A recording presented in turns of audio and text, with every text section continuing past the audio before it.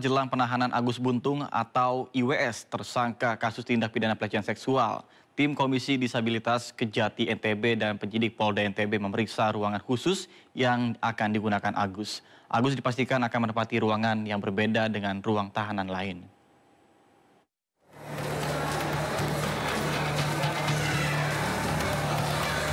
Komisi Disabilitas Daerah Provinsi NTB, Kejaksaan Tinggi dan Polda NTB berkunjung ke Lapas Kelas 2A Lombok Barat. Kunjungan itu untuk memastikan kesiapan fasilitas dan ruang tahanan khusus untuk Agus difabel alias IWAS. Pihak lapas telah siap untuk mendukung sarana khusus yang dibutuhkan oleh Agus difabel. Pihak lapas sudah siap, sudah ada minimal sarana prasarana yang aksesibel untuk yang bersangkutan, termasuk ada ketersediaan nanti yang namanya tamping. Lapas Lombok Barat juga telah menyiapkan ruangan khusus untuk Agus yang berbeda dengan ruangan tahanan lain. Nantinya pihak lapas juga akan memodifikasi ruangan sesuai kebutuhan Agus difabel, termasuk menyediakan kloset duduk. Nah, nanti sambil berjalan nanti karena fasilitas yang ada kloset duduk, nanti kalau memang yang bersangkutan tidak bisa menggunakan kloset itu, nanti kita juga akan memfasilitasi kebutuhan dia apabila dia membutuhkan misalnya modifikasi. Polda NTB dan Kejati NTB dalam waktu dekat akan melimpahkan kasus ke pengadilan. Dari Lombok Barat, NTB, Muzakir, iNews melaporkan. Penetapan Agus Buntung sebagai tersangka pemerkosaan tuai sorotan. Meskipun difabel, Agus dinilai tetap bisa memperkosa korban dengan mengancam dan melakukan intimidasi.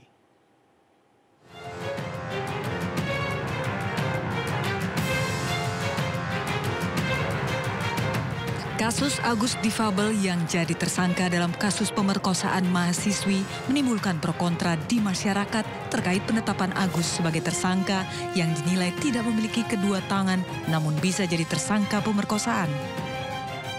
Meski demikian, polisi telah mengantongi alat bukti yang membuktikan Agus sebagai tersangka pemerkosaan. Ia diduga mengancam korban akan membongkar aib masa lalu korban kepada orang tuanya, sehingga korban terpaksa menuruti keinginan Agus.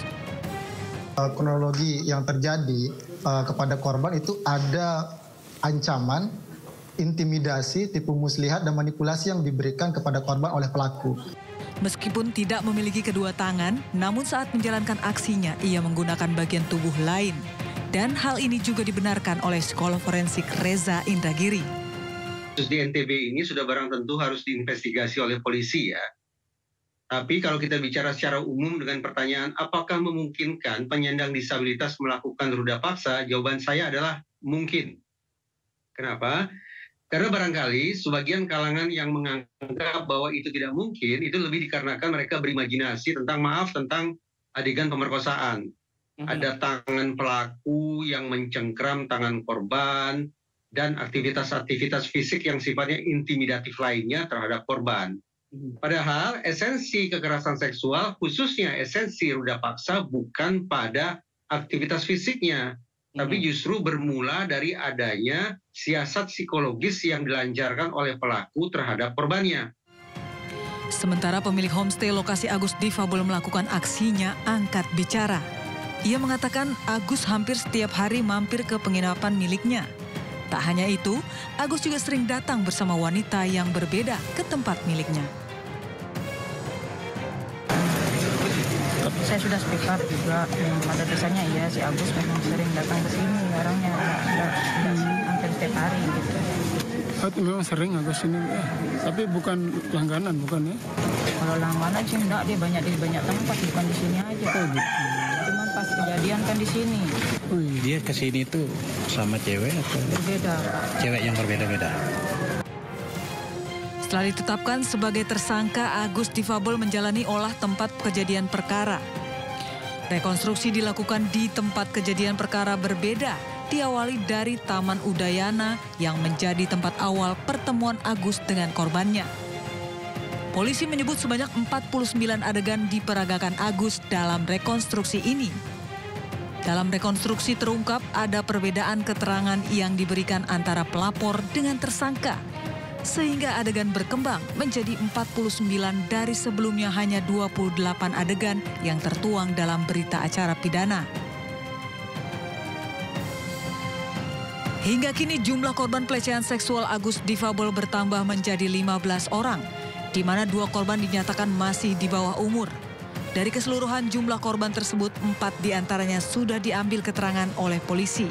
11 itu adalah yang lapor ke KDD, itu totalnya tambah 2 jadi 15.